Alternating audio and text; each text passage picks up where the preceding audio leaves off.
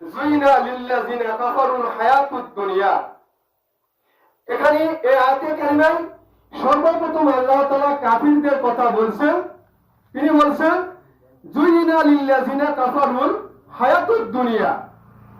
কাফিরদের জন্য পার্থিব জীবনকে, এই দুনিয়াবী জীবনকে মোহনীয়, শোভনীয় করা হয়েছে। যারা কাফের, যারা আল্লাহদ্রোহী, যারা ফাসিক, যারা মুনাফিক, যারা পাপিষ্ঠ, যারা শিরককারী, যারা মূর্তি পূজারী, যারা আল্লাহকে ভুলে গিয়ে একেবারে যারা উদাসীন থাকে, তাদের অবস্থা সম্পর্কে আল্লাহ তাআলা বলছেন এই মানুষগুলির কাছে দুনিয়াকে আল্লাহ তাআলা মানে শোভনীয় করে, মোহনীয় করে দিয়েছেন। অর্থাৎ কাফেরদের কাছে দুনিয়াটাকে চাকচিক্যময় করে দেওয়া হয়েছে, সৌন্দর্য করে দেওয়া হয়েছে। তারা দুনিয়াতেই ডুবে থাকবে এবং এই অবস্থায় তারা কুফরি করা অবস্থায় মৃত্যুবরণ করবে। নাউযুবিল্লাহ। পক্ষান্তরে আল্লাহ তাআলা বলছেন এই কাফেরেরা কি করে? মুমিনদেরকে নিয়ে ঠাট্টা বিদ্রুপ করে।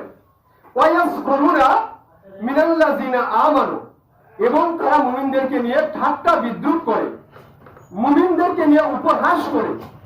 কাফেরেরাই মূলত, যারা কাফের তারাই মুমিনদেরকে নিয়ে ঠাট্টা বিদ্রুপ করে। যারা ঈমানদার, যারা প্রকৃত অর্থে আল্লাহর বান্দা এবং আল্লাহর বান্দি, তাদেরকে নিয়ে মুনাফিক, ফাসিক, যারা কাফের তারাই শুধু কেবলমাত্র তারাই ঠাট্টা বিদ্রুপ করে। এই জন্যই তারা ঠাট্টা বিদ্রুপ করে, তাদের ঈমান নেই। যদি ঈমান থাকতো তারা ঠাট্টা বিদ্রুপ করতে পারবে না। এই জন্য আল্লাহ তাআলা বলছেন এই কাফেরেরাই মুমিনদেরকে নিয়ে ঠাট্টা বিদ্রুপ করে। এরপর আল্লাহ তাআলা বলছেন ওয়াল্লাযিনা তাকাউ ফাওকাহুম ইয়াওমাল কিয়ামাহ। বস্তুত কিয়ামতের দিন মুত্তাকিগণ, যারা প্রকৃত ঈমানদার, আল্লাহ ভীরু বান্দা এবং বান্দি, যারা আল্লাহ তাআলাকে সত্যিকার অর্থে ভয় করে, আল্লাহ তাআলার তার রাসূলের আদেশ মান্য করে, নিষেধ মেনে চলে, অর্থাৎ নিষেধকৃত বিষয় থেকে যারা বেঁচে থাকে বা বেঁচে থাকার চেষ্টা করে। যদিও শয়তানির প্ররোচনায় কখনো কখনো পা পিছলে যায়, শয়তানির ধোঁকায় প্ররোচনায় কখনো ভুল করে, আবার সঙ্গে সঙ্গে আল্লাহর দিকে ফিরে আসে, আল্লাহ তাআলার কাছে তওবা করে।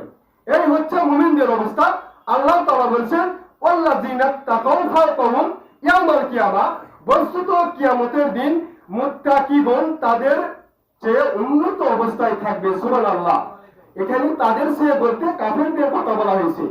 কাফেরদের চেয়ে সবচেয়ে উন্নত অবস্থানে, সম্মানের মর্যাদার অবস্থানে থাকবে মুমিনগণ, যারা ঈমানদারগণ।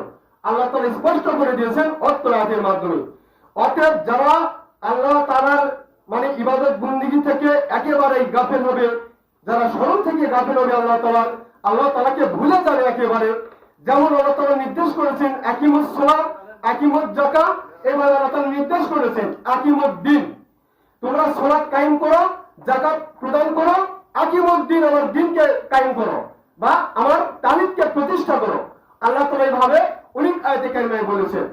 এই আয়াতগুলি মূলত আমাকে আপনাকে নির্দেশ প্রদান করে, সকল ঈমানদার বান্দা বান্দীদেরকে নির্দেশ প্রদান করে যে তোমরা আল্লাহ তাআলার স্মরণের জন্য সালাত কায়েম করো, আল্লাহ তাআলার স্মরণের জন্য যাকাত প্রদান করো এবং আল্লাহ তাআলার সন্তুষ্টির জন্য আল্লাহ তাআলার দ্বীনকে, আল্লাহ তাআলার তাওহীদকে, তার রাসূলের রিসালাতকে তোমরা কি করো? বাস্তবায়ন করো। এই কথা মূলত আল্লাহ তাআলা বলেছেন বিভিন্ন আয়াতে কারিমায়। অতএব আমাকে আপনাকে, যদি আপনি আল্লাহ তাআলাকে ভয় করে চলি, প্রকৃত অর্থে যদি আমরা সত্যিকার অর্থে বাস্তব অর্থে যদি ঈমানদার হই, তাহলে আমাকে আপনাকে অবশ্যই আল্লাহ তাআলা বলছেন ওয়াল্লাহু ইয়ারযুকু মান ইয়াশাউ বিগাইরি হিসাব। আর আল্লাহ যাকে ইচ্ছা অপরিমিত রিজিক, সম্মানজনক জীবিকা দিয়ে থাকেন। সুবহানাল্লাহ। অপরিমিত রিজিক আল্লাহ যাকে ইচ্ছা সম্মানজনক জীবিকা দিয়ে থাকেন। অতএব এই আল্লাহ তাআলার পক্ষ থেকে সম্মানজনক জীবিকা পেতে হলে, অপরিমিত রিজিক পেতে হলে অবশ্যই আল্লাহ তাআলাকে ভয় করতে হবে।